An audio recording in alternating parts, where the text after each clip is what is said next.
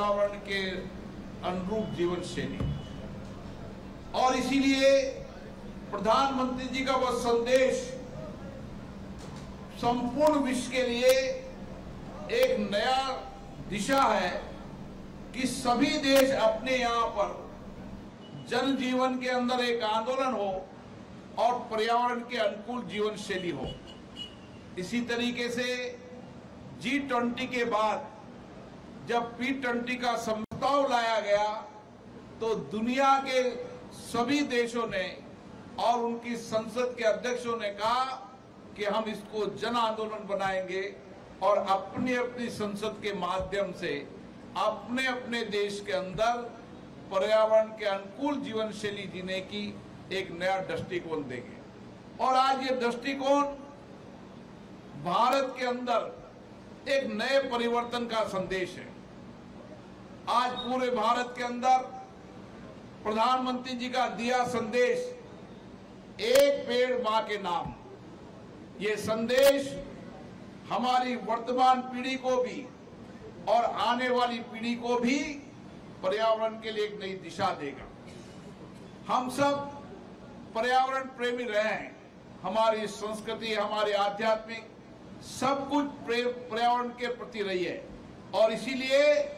हम धरती को धरती माँ कहते हैं और आज भी हम पेड़ की पूजा करते हैं। ये हमारी संस्कृति संस्कार रहे और इसीलिए इस संस्कृति संस्कार को अब भारत से दुनिया की ओर ले जाना है और इसीलिए एक पेड़ मां के नाम ये अभियान देश में तो चलेगा सही, आने वाले समय में दुनिया के देशों के लिए भी एक संदेश होगा। हमेशा भारत की संस्कृति आध्यात्मिक पर्यावरण के नजदीक रही है, इसलिए आज दुनिया जो सोच रही है,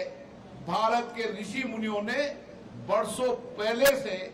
दुनिया की इस परिस्थितियों को सोचकर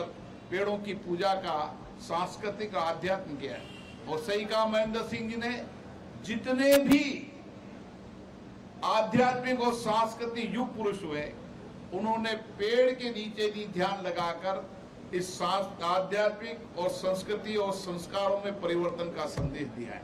इसीलिए हमारी इस वर्तमान पीढ़ी के साथ साथ हमारी जो आने वाली भविष्य की पीढ़ी है, उस भविष्य की पीढ़ी को कैसे तैयार करना है, उनके मन के विचार किस तरीके से होना चाहिए। हम जैसे भविष्य की पीढ़ी को तैयार करते हैं, जैसे विचार देते हैं, उसी तरीके की पीढ़ी तैयार होती है। और हमारी आने वाली पीढ़ी अगर पर्यावरण के प्रति समर्पित होगी, हम दुनिया के अंदर जो पर्यावरण के प्रति चिंता व्यक्त हो रही है, उस चिंता को अगर भारत में सबसे पहले लाकर और पर्यावरण को सुरक्षित रखने के लिए हमारी आने वाली पीढ़ी अगर इस अभियान को चलाएगी तो मेरा विश्वास भरोसा है दुनिया के अंदर इस सारी चुनौतियों का समाधान निकलेगा तो भारत से निकलेगा। और इसीलिए मैं मध्य प्रदेश को धन्यवाद देना चाहता हूं, जिन्होंने पूरे प्रदेश के अंदर एक अभियान चलाया है।